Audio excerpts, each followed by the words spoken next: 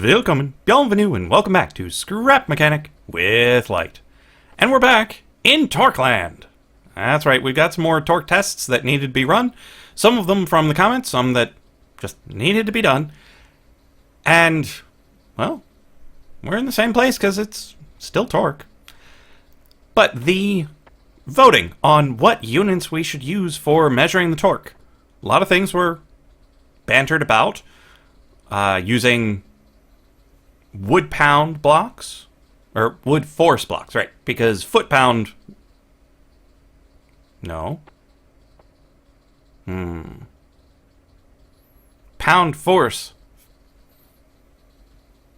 Yeah, pound force feet. That's what it was. There's so many units. They get so confusing. Because foot pounds are one thing, but pound feet are a different thing, and pound force feet are yet another way of saying pound feet versus foot pounds. It's a huge pile of So we might not be going that particular route. Someone, very nice people in the comments, suggested I should name it after myself. It's a very common thing to do in science. And as interesting as it might be for these units to be in lights, I don't really feel the need for that. But one that I do kind of enjoy was doing a play on Newton meters and making them Wooton-Meters. Wooton. Because Newton meters are the standard SI units. We can do a nice punny portmanteau of wood and Newton and Wooton. And it's just fun to say. Wooton-Meters. So that's what I'm probably going to be ending up using because, well, I like saying it. And I get to say it a lot in this episode. Because I can review the fact that this electric controller... yeah, it's just a controller. They're not necessarily electric. But the controller can carry 16,384 Wooton-Meters of torque. But there was a fairly obvious question I forgot to answer. Is that for every speed? Or just fast? Well, it turns out it's every speed. Whatever speed you want to set it at, it's good to go. Torque does not change with speed. Good to know. Next, another fairly obvious question. What happens when you split the torque between multiple bearings? Well, turns out, nothing. We've got a nice electric engine here. Sorry for the dog next door. It just loves to bark. So we've got an electric engine here running full blast. It's the same bar that we had before, which, to review, active electric engine, 4,096 Wooton-Meters of torque. But the same engine pushes it out to both bearings equally. So it doesn't care how many you push out. So long as this is at full, pushing onto those bearings, they both get pushed the same amount. Next up, we've got our good-fashioned old petrol engines here. Good old gas engines. Well, they've got different powers on the different settings, so the torque is different as you go up. And unfortunately, the resolution of my torque measurements here is not 100% accurate, because between here and here, 1 Wooton-Meter difference, one is too much, and the other is too little. But they're all roughly where they ought to be. Because this full long one, let's review, active gas, 4194 Wooton-Meters of torque. Well, this next one up is half that much, so we're down to roughly 2,000, 1,500, 250, 125, and then 64, and then 32. Roughly. They're about right. Again, the measurements are a little sketchy because of the resolution, but you get the essentials here of full, half of that, on down the line. Now, if you look at it, it doesn't look like this bar is half the length of that bar. Well, it's not supposed to be, because it doesn't grow linearly. As you add a block, it doesn't add the same amount as the block before it. Each block you add adds more weight to it. So this chunk here weighs roughly as much as this block over here. Like, this entire chunk here weighs about the same torque-wise as this chunk here. So it has the same number of Wooton-Meters here as it does there. Someday, we'll probably end up talking about the golden ratio, which is very much related to this right here. The relationship between this small bit and this large bit. But that's not this episode. This episode is about the suspension glitch, and reviewing those and checking some obvious questions that we had about those. But the suspension glitch is a very fun thing, but it's definitely not in the game files how much this pushes, because it's not supposed to do it at all. Let's turn this off and back on again. Whoop. I had this one running such that it would get up to level. It takes a little while, and we can't do the trick I'm going to use for the other ones. But I've got several tests here on the suspension glitch, which we're still going to call a glitch. It probably shouldn't still happen. It's likely related to the connection force between this block and this suspension. When we try to rotate it with this bearing, it pushes this block into that one, but it can't actually go that way. So there's a torque created going this way when we try to push it in, like so. Now you can see it moving a little, and if you look at really close, you can see it jittering about, and then it starts to go upward. But we're not going to wait around for it to go up. We're just going to drop it off, drag it over here, put a wood block back on it, break it off, and then admire the remote control glitch, which may or may not be a glitch, where if you break it off of a bearing, things stay connected, and they stay active. So this thing keeps rotating, even though it's not actually connected to anything. But when we reattach it, it stays roughly level. The trouble we're going to have with the suspension glitch is it's not evenly powered. It's not a standard push like the engines or the controller. It's got some margin for error, and it'll just randomly have way more torque than it had just a moment earlier. So all of these measurements are going to be approximate. Take it with a grain of salt. It just gives you a sense of roughly how strong the glitch is. So this is set at 1 degree. Just one measly little degree. And if you still don't know how to do the 1 degree, just hold shift, and it'll let you go by ones instead of 15s. And this is pretty well balanced, and this is at about 1,625 Wooton-Meters of torque, roughly. So that little over 1,000 is a little more than this one right here, which again has sunk down because of the difference between there and here. It's a fiddly little thing. So if you need to do very meticulous things with this torque, don't. It's going to be a nightmare.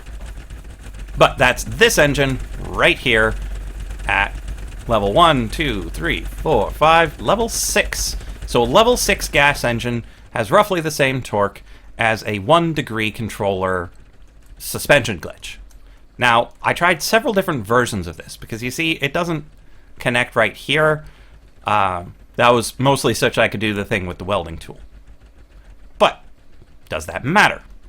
And the answer is not really. I've done 2 more with 1 degree glitches, which probably also needs a good name. So there we go. Break this off. Drop it down. Put some wood on it. Break it off. And then weld it back on. And it's good to go. So we had this one attacking the line. This one on the line. And it's more or less the same. This one theoretically weighs a little less because of this. But again, it's within the margin of error. This thing might sometime soon just start going whoop. We just need to wait long enough. Next up, I did it further out to see whether or not gaining the leverage of the push here would make a difference. And the answer once again is not really.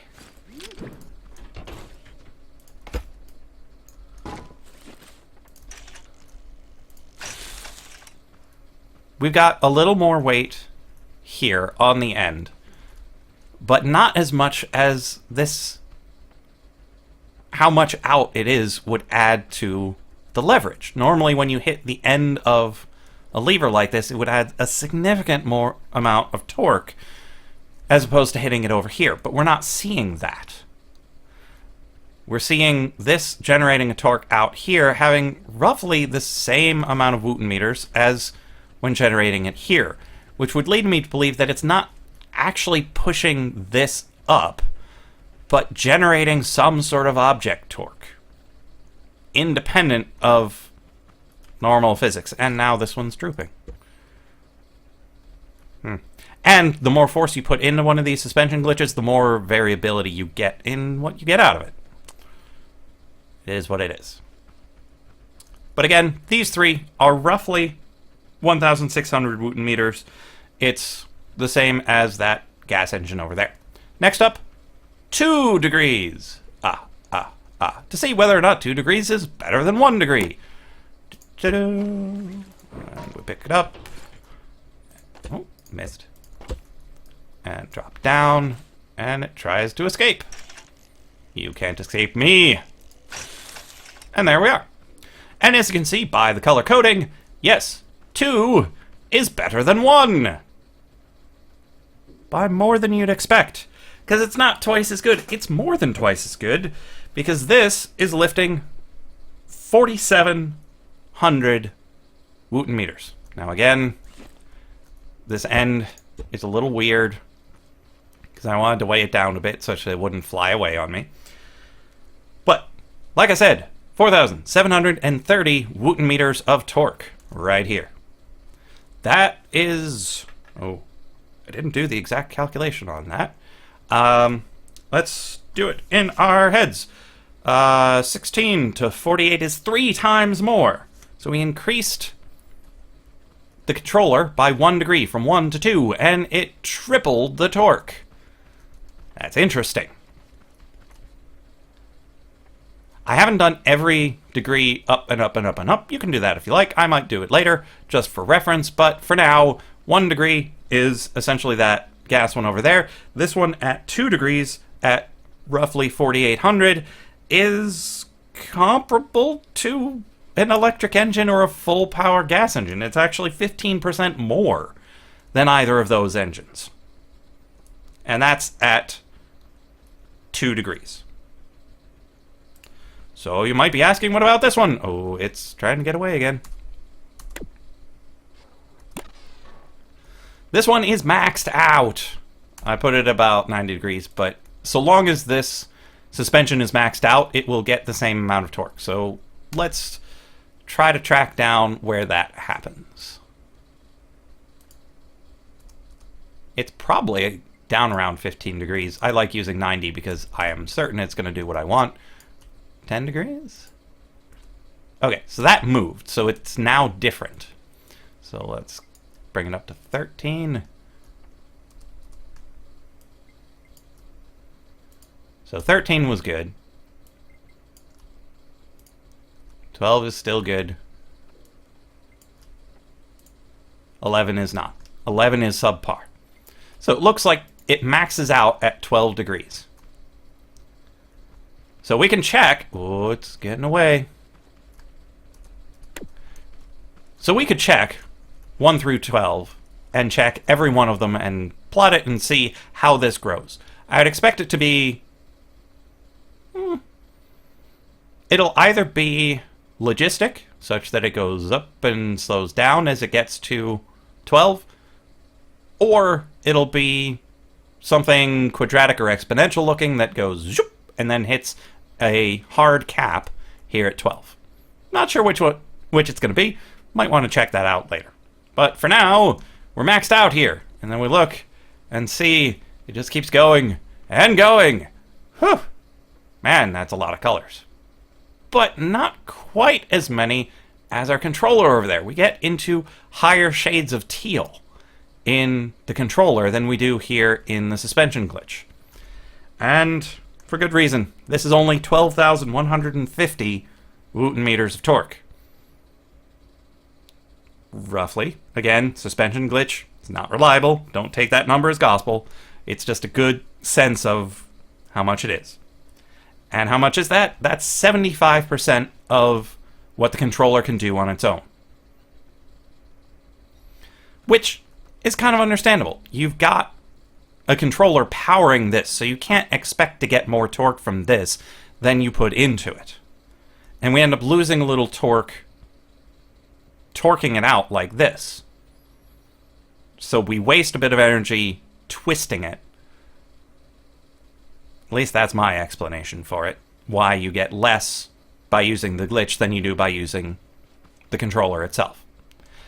But there might be a reason to use this glitch in the end, because this doesn't have the speed limit that the controllers do. I have a feeling we could get this suspension glitch going faster than the controllers. But this is not an episode on speed, this is an episode on torque. So what we found is a couple of interesting results. We've got the maxed out suspension glitch giving us 75% of the controller's torque at 12,150 Wooton-Meters. Here, we've got a suspension glitch at 2 degrees. That's roughly 15% more than either of the engines at full blast, with 4,800 or so Wooton-Meters of torque. Here we've got 3 different versions of a 1 degree suspension glitch. And that gets us only 1,600 Wooton-Meters of torque, which is like our engine over here at, what is that? 1, 2, 3, 4, 5, 6 of 8. It's a nice weak little force for moving things around. If you want less torque than that, good luck. There might be a way, but I'm not certain how it works. We might check into trying to do suspension glitches using these different engines. Could be interesting. Yeah, I think that would be pretty interesting. We'll do that some other time. Ooh, it's getting away.